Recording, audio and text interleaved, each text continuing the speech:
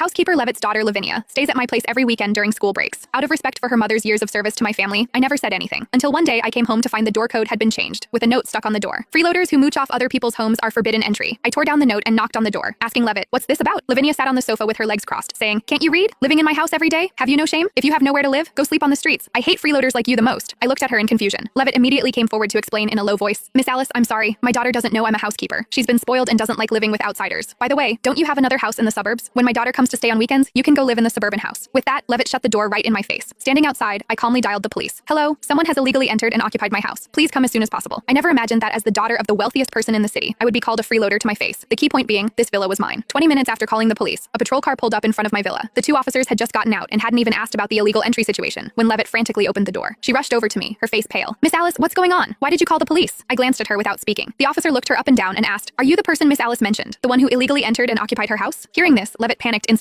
No, officers, this is all a misunderstanding. I'm Miss Alice's housekeeper, responsible for taking care of her daily needs. My daughter's school is on break, so she came to stay for a couple days. The door lock just broke, and when we had someone fix it, they changed the code. There's no occupation of the house." She pointed at the villa door and smiled apologetically. "Look, I opened the door right away, didn't I?" The officer looked at me, then at her, and asked, "Miss Alice, do you still want to pursue this?" I was about to speak when Levitt suddenly lowered her voice, pleading humbly in my ear. "Miss Alice, Lavinia's father died young. I've raised her alone. It hasn't been easy. She just started college when vanity is strongest, and having lacked affection since childhood, her personality is a bit extreme. If she finds out I'm just a housekeeper, she definitely won't be able to accept it. I did this just to make her feel better. Please, for the sake of the 12 years I've served your parents, forgive me this once." Hearing Levitt mention my parents, my heart did soften a bit. Levitt had been with my family for 12 years. My mother's health was poor before she died, and Levitt was the one who personally cared for her, serving tea, attending to every detail. The day my mother passed, Levitt cried harder than anyone, kneeling by the hospital bed, holding my mother's hand, saying she would definitely take care of me. After that, she did exactly that. After my mother died, she kept the house in perfect order and looked after me like her own daughter. Whenever I tried to give her tips in the past, she would always decline repeatedly before accepting. 3 months ago, her daughter Lavinia got into the same university as me. Levitt was both happy and worried. She was glad Lavinia was doing well, but stressed that university tuition was too expensive for her to afford. Understanding how hard it was for her to raise a child alone, I offered to cover Lavinia's 4 years of university tuition. Levitt was so moved she cried. She clutched my hand, thanking me over and over, saying she would definitely repay my kindness. But starting last month, things changed. That day I came home and suddenly saw Lavinia at my house. I looked confused, but Levitt pulled me aside to quietly explain, "Miss Alice, Lavinia has nowhere to go on weekends during break. I haven't seen her in so long, so I let her stay for a couple days." I nodded without saying anything. The house had plenty of rooms anyway. Letting the mother and daughter reunite wasn't a big deal. But later, I gradually noticed something was wrong. The so-called couple days turned into a fixed arrangement every single weekend. Every Friday night, Lavinia would show up at my house right on schedule and only leave Monday morning. At first, Lavinia just liked taking photos in the living room and posting on Twitter to show off to her classmates that she lived in a big house. I could understand that. Everyone wants to look glamorous in front of others. But what I couldn't understand was how Lavinia always looked at me with disgust and disdain, as if I owed her millions. Several times when I was sitting on the sofa watching TV, she deliberately covered her nose and complained loudly, "So annoying. How can such a luxurious villa have this constant stench of poverty?"